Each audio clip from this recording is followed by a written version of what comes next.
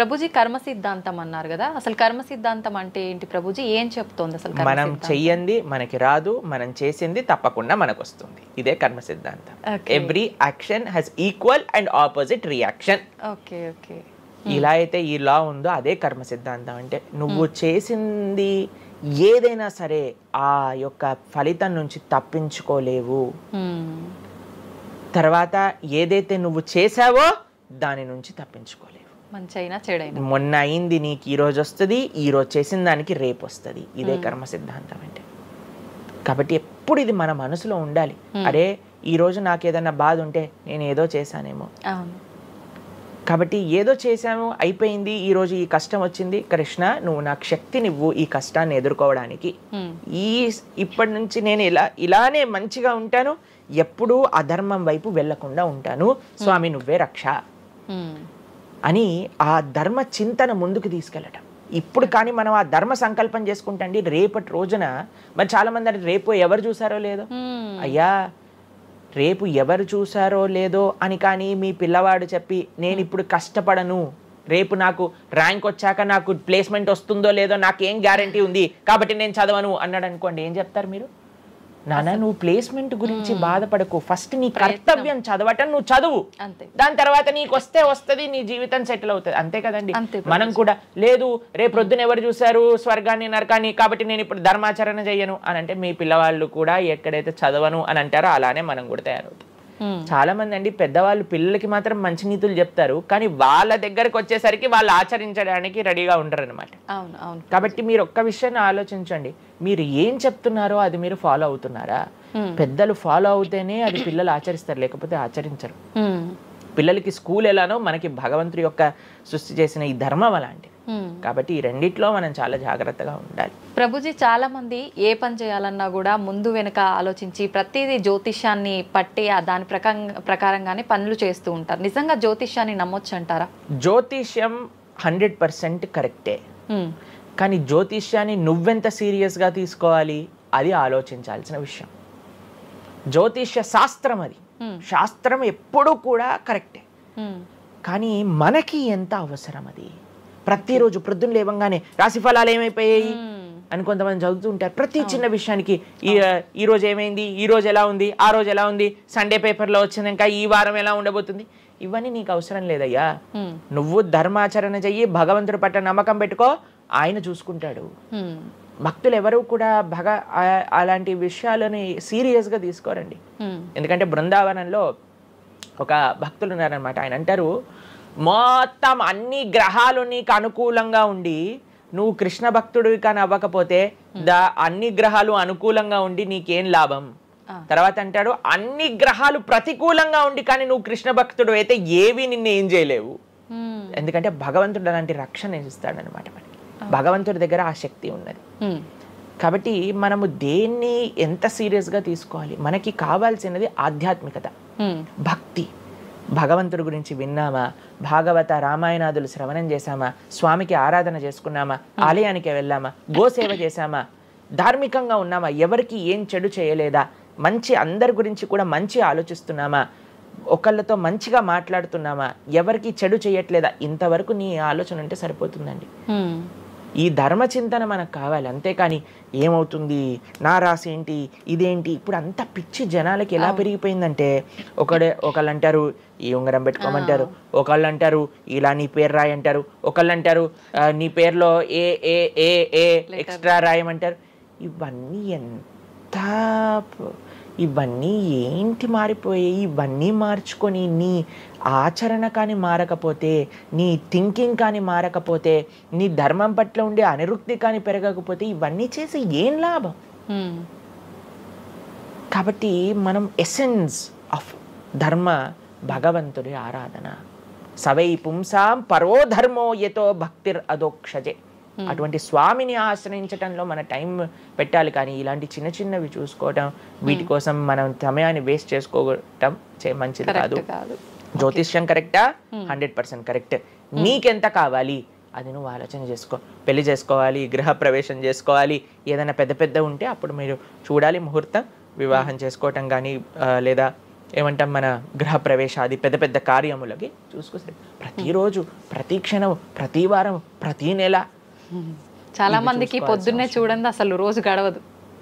ఇలాంటి పిచ్చి పనులు ఆపాలి. ఫస్ట్ ప్రొద్దున పూట లేచి భగవంతుడి దగ్గరికి వెళ్ళి భగవంతుడికి నమస్కారం చేసి జపం చేసుకొని ధ్యానం చేసుకొని ఆలయానికి వెళ్ళి దర్శనం చేసుకొని భగవత్ చింతనలో ఉండండి. రోజులో ఏ కష్టం వస్తుందో దాన్ని ఎలా ఎదుర్కోగలో ఆ శక్తిని వస్తుంది. అంతేగాని ఏమున్నాయి రాశి ఫలాలు చదవటం వల్ల ఏం అవ్వదండి. కాబట్టి సొల్యూషన్ పైన కాన్సన్ట్రేట్ చేయండి, ప్రాబ్లం కోసం విశ్లేషణ చేయకూడదు.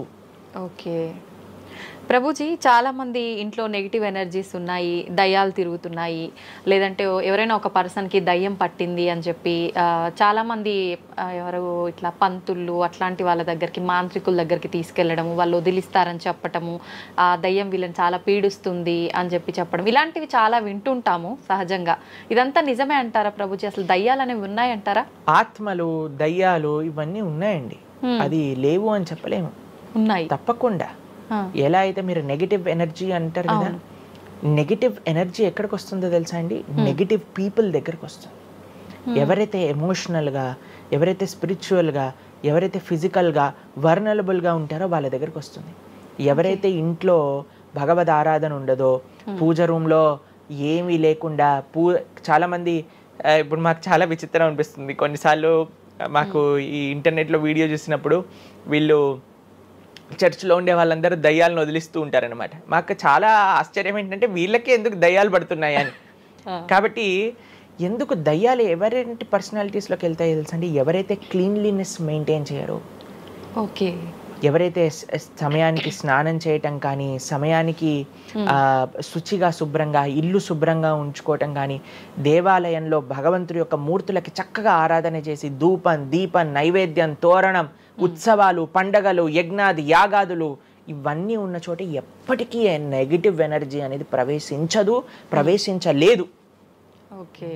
కానీ ఎక్కడైతే జనాలు డిమ్గా, డల్గా, ఎటువంటి వైబ్రెన్స్ లేకుండా ఎప్పుడు ఎమోషనల్ వర్నలబుల్గా బాధల్లో ఉంటూ, ఏ ఆధ్యాత్మికంగా లేకుండా, ఇల్లంతా గందరగోళంగా చెత్త చెదారంతో, ఎప్పుడైనా సరే ఫ్రెష్ ఫుడ్ కాకుండా స్టేల్ ఫుడ్, బయట సోర్స్ తెలియని ఫుడ్ వాటిని తినటం వల్ల అలాంటి మెంటాలిటీస్, అలాంటి నెగిటివ్ ఎనర్జీ ఈజీగా ఇటువంటి నెగిటివ్ ఎన్వైరన్మెంట్లోకి వచ్చేస్తుంది అనమాట. ఓకే. కానీ ఎప్పుడైతే మనం వైబ్రెంట్గా భగవన్నామ చక్కగా బొట్టు పెట్టుకొని చక్కగా మంచిగా సాంప్రదాయంగా రెడీ అయ్యి, చీర సాంప్రదాయం, మన సాంప్రదాయం మన చీర అండి, భారతీయత. మగవాళ్ళు అయితే ధోతి కుర్తా, ఇంతకుముందు ఉండేది శిఖ. ఎంత చక్కగా బొట్టు పెట్టుకొని చక్కగా అలంకరణ చేసుకొని ఇంట్లోకి వెళ్ళంగానే అసలు ఆ ధూపం యొక్క సువాసన వచ్చి చక్కగా పసుపచ్చతో మన గడప నుంచి స్టార్ట్ చేస్తే పైన తోరణం, కింద ముగ్గులు. అసలు ఒక సనాతన సాంప్రదాయం, ఒక హిందువు యొక్క ఇంటికి వెళ్తే ఏ దయ్యం అలాంటి ఇంట్లోకి వెళ్ళగలుగుతుంది చెప్పండి?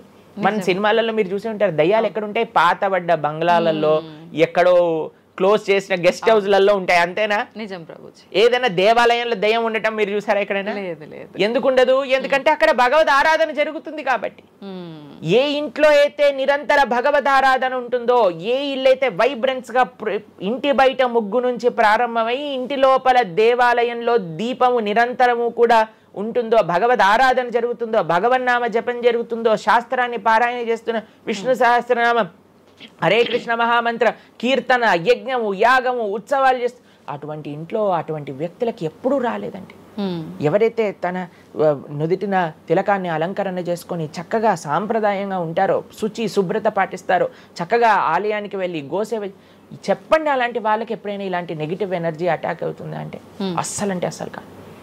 ఎవరైతే గ్లూమీగా, డిప్రెస్డ్గా, ఏం లేకుండా ఏ వస్త్రాలు పడితే ఆ వస్త్రాలు వేసుకోవటం, దేవుడు కొంతమంది ఆలయంలోకి వెళ్ళామనుకోండి, ఇంట్లో పూజ రూమ్లోకి వెళ్ళామనుకోండి, పండగ నుంచి పండగ మాత్రమే దీపం పెడతారు, లేదా అస్సలు ఆ పూలు అలానే ఉంటాయి 15-20 రోజుల వరకు. అవును ప్రభు. అలాంటి ఇంట్లలో నెగిటివ్ ఎనర్జీ రాకపోతే ఇంకేమొస్తుంది చెప్పండి? కాబట్టి నెగిటివ్ ఎనర్జీ ఉందా? ఈ దయ్యాలు, ఆత్మలు ఉన్నాయా? ఉన్నాయి. ఎవరి దగ్గరికి వెళ్తాయి? అటువంటి మెంటాలిటీ ఉన్న వాళ్ళ దగ్గరికి మాత్రమే వెళ్తాయి. ఓకే. మనం కానీ ఎప్పుడైతే మనకి రక్షణ, అందుకే మనం తులసి మాల వేసుకుంటాం, తులసి మాల ఇప్పుడు చూడండి మేము నరసింహ కవచాన్ని ధరించామన్నమాట. ఇవన్నీ నరసింహ ఆరాధన, నరసింహ కవచాన్ని ఎప్పుడైతే మనం చేస్తామో, ఎప్పుడైతే మనం భగవన్నామ స్మరణ చేస్తామో తులసి మాల ధరించాలి. తులసి మాల చాలా మంది ఇప్పుడు ధరిస్తున్నారు కానీ నియమాలను పాటించట్లేదు. ఏంటి నియమాలు? తులసి మాల వేయాలి అని అంటే మనము భగవత్ ప్రసాదాన్ని మాత్రమే నైవేదన చేసి తీసుకోవాలి, మాంసాహారాన్ని తినకూడదు, ఎల్లిపాయలు ముట్టుకోకూడదు. ఇవన్నీ కూడా నెగిటివ్ థింగ్స్ అన్నమాట, తామసిక రాజసికమైన విషయాలు. కాబట్టి ఇవి చక్కగా ఇవన్నీ మానేసామనుకోండి, తులసి మాల ధరించడం అంటే ఏంటి అంటే చూపిస్తున్నాం అనమాట, మా దగ్గర ఎటువంటి తామసిక రాజసిక ప్రవృత్తులు లేవు, మేము సిద్ధ సాత్విక ప్రవృత్తిలో ఉన్నాం. దయ్యం అక్కడ నుంచి వచ్చింది కూడా యూటర్న్ తీసుకొని వెళ్ళిపోతుంది అన్నమాట ఇవి చూడంగానే. కాబట్టి అది చాలా ముఖ్యం. ఎప్పుడైతే మన ఆచరణ బాగుంటుందో, ఎప్పుడైతే మనం ధార్మికంగా ఉంటామో, ఎప్పుడైతే భగవద్భక్తులై ఉంటామో, ఏ నెగిటివ్ ఎనర్జీ మనల్ని ఏం చేయలేదు. ఓకే, మొత్తానికి ఉన్నాయి దయ్యాలు, ఉన్నాయి, జాగ్రత్త. మనం మంచిగా భక్తి పరంగా ఉండండి, ధార్మికంగా ఉండండి, చక్కగా ధర్మాచరణ చేయండి, మీకేం భయం లేదు. కానీ ఎక్కడైతే ఇవన్నీ జరగవో అక్కడ ఉంటాయి. అందుకే ఆధ్యాత్మిక మార్గంలో నడవాలి అందరం కూడా. కృతజ్ఞతలు ప్రభుజీ, నిజంగా చాలా మంచి మంచి విషయాలు తెలుసుకుంటున్నాం మీ ద్వారా. ఇంకా ఇంకా తెలుసుకోవాలని కోరుకుంటున్నాం. ధన్యవాదాలు ప్రభుజీ. హరే కృష్ణ. హరే కృష్ణ.